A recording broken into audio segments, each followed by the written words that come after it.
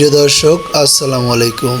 আমাদের প্রিয় একজন বৃক্ষপ্রেমী আজ বসন্ত নার্সারি থেকে তার ব্যালকনি সাজানোর জন্য কিছু ফুল ও ফলের গাছ সংগ্রহ করলো বসন্ত নার্সারি থেকে।